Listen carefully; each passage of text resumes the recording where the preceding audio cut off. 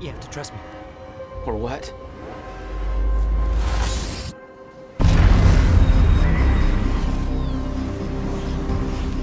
Jack, run! Why are you helping me? You're with them. Remedy Entertainment has developed some truly iconic games with Max Payne and Alan Wake, and while not all of their games have been quite as iconic, Quantum Break has been forgotten almost entirely. So what happened, and is it worth playing? Let's find out. I'm Adam Scott, and this is Quantum Break.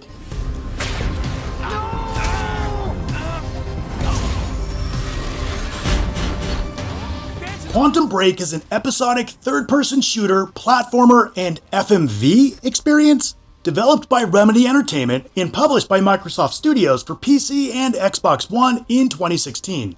The game centers on Jack Joyce, played by Shawn Ashmore, who has the powers of time manipulation after a failed time machine experiment, as he comes into conflict with former friend Paul Serene over how to deal with the apocalyptic end of time. The story is broken into episodes with a live-action television show featuring the actors of the characters, in which you make choices that change how the scenarios play out. Originally, the game was conceived as a sequel to Alan Wake, with live-action segments, but was rejected by Microsoft. While they liked the idea of live-action storytelling, they wanted Remedy to create a new IP. Ultimately, Remedy landed on the theme of time travel, which would allow them to explore how decisions could affect both the past and the future. The idea of having a game about quantum physics originated from a TV episode within Alan Wake, called Quantum Suicide. Tonight's episode, a quantum suicide. Sam Lake, creative director, said, "We really consciously wanted to take our learnings from the previous games and push the idea of what makes a good Remedy game forward. Take all the storytelling lessons from Alan Wake, take the cinematic action lessons from Max Payne, and combine them all into one game." So, after doing absolutely everything and completing this game 100%, do I think Remedy accomplished what they set out to do? Well, let's start with the story.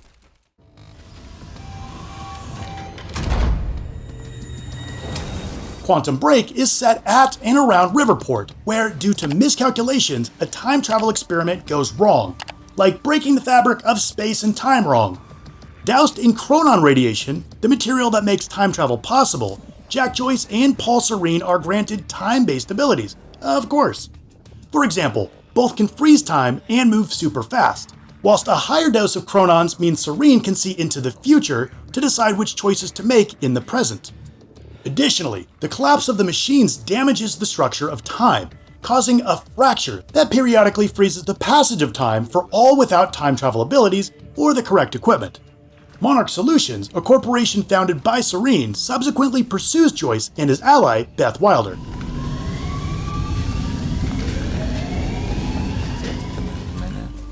Remedy consulted Sixi Razanen, a scientist and lecturer at Helsinki University, who had worked at CERN. He taught them how to write the plot in such a way that it adhered to current theoretical physics and quantum physics, which is a really interesting angle for what's seemingly way out there sci-fi. Since time travel is currently only theoretical, stories about it all have different sets of rules. This world adheres to the Novikov self-consistency principle, which means time cannot be changed through the actions of a time traveler. Paul gives an example of trying to save a dead vagrant he and Jack discovered in their youth, only to startle the vagrant and cause the fall that killed him when he goes back in time. Another enforced rule is that travelers can only move between machines located at different times using the same core. As such, it's impossible for the characters to travel back before the first power-up of the core, nor would they be able to travel between different time machines as the cores would be different. Anything I try to change, it just triggers the same event. And here you are. At specific moments, you temporarily step into the shoes of your adversary, Paul Serene, for pivotal decisions that impact the plot, before an episode of the show will play. Every choice between two equally evil-sounding strategies is sold as a major influence on the game's direction. Those evil decision moments, by the way, do impact gameplay, but mostly in terms of which non-essential NPCs show up within the otherwise rigidly set gameplay sequences. Many scenes had to be shot twice due to the game's alternate content and branching nature. 3 writers from Remedy also contributed to the TV show content. The game's junction points create around 40 variations in the TV show that the team of 3 writers had to create. To manage the complexity, they created a chart for keeping track of the story progression. They drew inspiration from movies like Terminator, Die Hard, and Back to the Future, but also from the pacing and plot twists of TV shows, and hoped that the game's story would be unpredictable. Junction points are a tool used by Remedy to add replayability to the game, unlocking alternate content and changing the state of the world, while the gameplay segments remain the same regardless of your choices.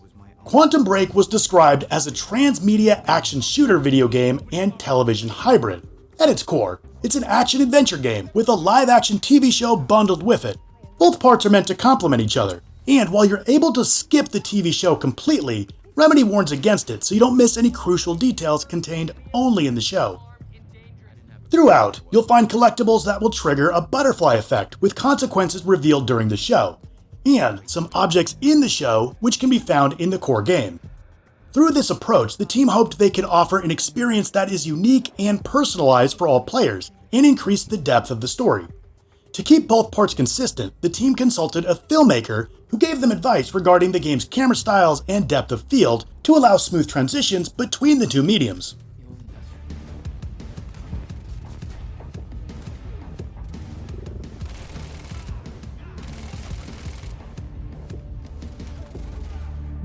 The gameplay revolves around third-person combat, exploration, and puzzles, using a healthy dose of Jack's powers. Remedy wanted the action to be fast-paced, but since the concept of time travel doesn't necessarily accommodate this kind of gameplay, the theme was broadened to time itself. You'll spend a good portion of the game firing guns at people who are more than happy to fire back at you. Jack has access to pistols, rifles, shotguns, and carbine rifles, the usual. While cover plays a big part of the gunfights, it's not really a cover shooter, at least not in the way you're thinking. You'll automatically crouch behind all of the conveniently placed waist-high barriers, but firing a gun makes you stand up, and you can't pin yourself against surfaces or blind fire. And the enemy AI coordinates and works aggressively to force you out of cover. So unlike Gears of War, you're encouraged to keep moving and take advantage of your time powers rather than planting yourself behind cover. You'll gain a handful of different powers for giving you the edge in combat. My favorite is Time Stop, which freezes time around enemies with a time bubble. If you shoot an enemy trapped in the bubble, its power is amplified, and the bullets will kill the enemy when the bubble vanishes after a short time. Time Rush allows you to dash next to an enemy and perform an immediate melee takedown. You can also use this power to speed up time and dodge between cover to confuse unaware enemies as to your location. The defensive ability Time Shield deflects all incoming damage. Most of these time manipulating powers have a short cooldown period. How these work together with your traditional weapons is where all the fun is, like tossing a charged ball of energy to kill a group of enemies instantly, then freezing time to flank another group, then popping the shield when low on health. You'll face a handful of different enemy types, from Monarch security guards to strikers who are equipped with specially designed suits for manipulating time, and heavily armored juggernauts. Enemies work together to put pressure on you, forcing you to constantly change up your tactics. It's flexible and fun, and it looks great, but most of the encounters will start to play out similarly once you're about halfway through. And failure didn't come often, until the final boss, which I found to be a frustrating spike in cheap tactics and one-hit kills, particularly if you ramp up the difficulty when trying to 100% the game. Thankfully, there are moments of calm, where you can explore and learn more about the story and the world. You're the taxi guy. You drove me to university. The real-world locations themselves are pretty mundane, like train yards, warehouses, offices, that type of thing. But Remedy's world building and attention to detail is second to none. Almost every environment feels realistic, lived in, and handcrafted.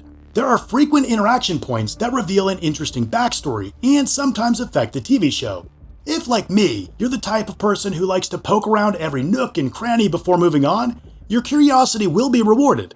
You'll hunt for different types of collectibles known as narrative objects, including quantum ripples, documents, computers, and media, and collect chronon sources, which act as experience points to purchase time powers and enhancements. Or you can just ignore all this stuff entirely and focus on the story at hand. In general, the firefights are nicely spaced out, preventing the combat fatigue that often plagues games like this. Learning from the criticism of Alan Wake, they mixed up the gameplay with puzzles. Often these will require you to use the arsenal of abilities at your disposal, reminding me a lot of Prince of Persia, where you use time to navigate the environment. Some environmental puzzles force you into pretty rough platforming sequences. One takes place on a bridge that's just been torn apart, and you have to navigate joists through the twisting metal and exploding cars. Things are made more difficult by the fact that time is stuttering, meaning the debris is constantly moving and distorting. It certainly looks cool, and the stutter effects are a real visual treat, but see past it and you'll realize that you're just leaping between platforms and dodging moving obstacles. This might have been a tolerable distraction if it wasn't for the lumbering, sluggish character movement, which clearly wasn't designed for platforming. You'll feel like you're wading through syrup, and if you make a mistake, you'll have to endure a loading screen as the game whisks you back to the last checkpoint.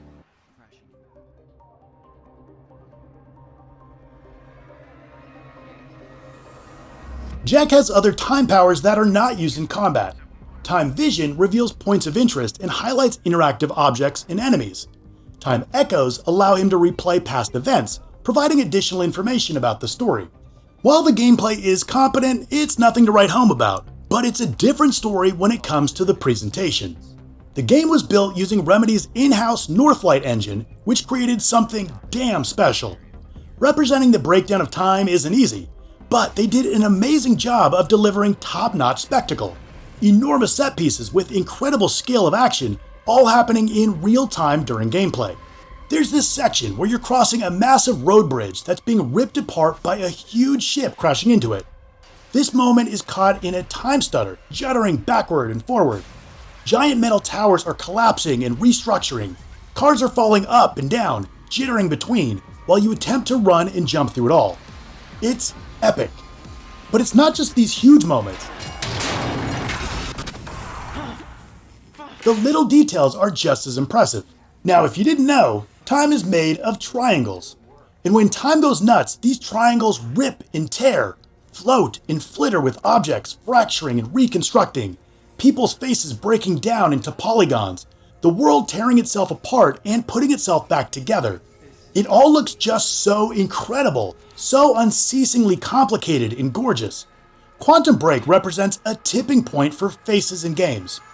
This seems pretty standard these days, and maybe even a little dated, but for the time, it was clearly a step above everything else out there, and it still looks fantastic today. Now, not all things are created equal. While Jack's face, hair, and clothes all look fantastic, some of the surrounding characters look like animated mannequins. It's made worse when the rough-as-hell characters get into a long conversation with someone as impressively rendered as Jack. I agree. According to Remedy, audio drives the visual effects. The development team put a lot of effort into differentiating normal time and time stutters.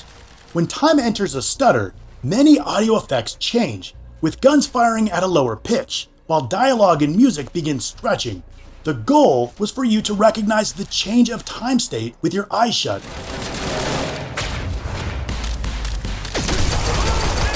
Petri Alonco, the same composer as Alan Wake, composed the game's soundtrack. The music was described by Alonco as meandering and sublime to support the game's emotional moments while intentionally avoiding aggressive tones. He intended to add an orchestral soundtrack to the game, but Microsoft rejected the idea. And while I like the electronic style we ultimately got, I'm still curious what Petri had in mind. You're right. We need to stick to the original plan. They just pulled this from the security feed. My God, it's her. Now, I normally wouldn't have much to say about acting in a video game review, but since so much of the game is live action, here we go. A solid cast of talented B-list actors help bring the script to life. Shawn Ashmore from X-Men saves Jack Joyce from being the brooding, blank slate archetype with a commanding action hero acting performance. Aidan Gillen from Game of Thrones chews the scene brilliantly as the villain, while actress Courtney Hope turns an incredible, slow-burn performance as the wrought, time-bent Beth Wilder. There's a good balance of humor, intrigue, and action to give the actors enough to play with. And somehow, Monarch has been preparing for it. They knew it was coming. The game is playable on Xbox Series X through backwards compatibility, but it's clear it hasn't gotten any significant enhancements. The game still looks good, but understandably, it's no longer jaw-dropping like it was back in 2016. What's most disappointing is the performance. Not even in the gameplay, surprisingly enough. Those sections are silky smooth. No, it's in the rendered cutscenes. Nearly all of them stutter and slow their frame rates for the first 30 seconds or so. It's most likely some issue rendering assets for the upcoming sections, and since there are so many of these cutscenes, this can pull you out of the overall experience. Critical reception for Quantum Break was a bit divided, but generally positive according to Metacritic. Critics applauded the game's impressive visuals and described the gameplay as fun and exciting. The story also received a lot of praise, with Brett Makedonsky from Destructoid saying it offered a very entertaining experience and engaging players from start to finish, but had mixed opinions regarding the TV show and the choices featured in the game, mostly saying the game would have been better served with rendered cutscenes only. For those completionists out there, getting all of the achievements is pretty easy, for the most part. You'll need to get all 206 collectibles and experience all of the different scenarios. But since you can replay any of the levels, you can't miss anything. For any of the cutscenes, as tempting as it can be, don't skip them, or you may have to replay a level all over again to get an achievement. Now, you'll have to play the game on the hardest difficulty, and while this was a good challenge, as I mentioned before, that last boss is an absolute pain in the ass. Eventually, you'll get his patterns down and can avoid the cheapness. All in, you're looking at 10 to 12 hours to do everything. Quantum Break has some genuinely brilliant set pieces and a better story than most action games. The action sequences, while fun, are more sizzle than steak, with a lot of visual flair covering up pretty stock standard combat. The TV segments are an interesting idea, but I don't think they add anything particularly memorable to the experience, and the decision-making junction moments are a lot less impactful than advertised.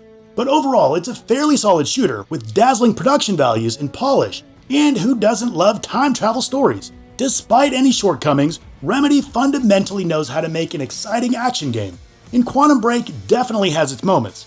So while this game may not be a quantum leap forward, these days it won't break the bank, and it's well worth your time. Alright, you've heard my take on Quantum Break, and I'd love to hear yours as well. Also, what's your favorite underappreciated game? Let's talk about it in the comments down below. If you liked the video, hit like and subscribe. And if you want another mind-bending game, check out my video right here. I want to thank you so much for watching, and I'll see you next time.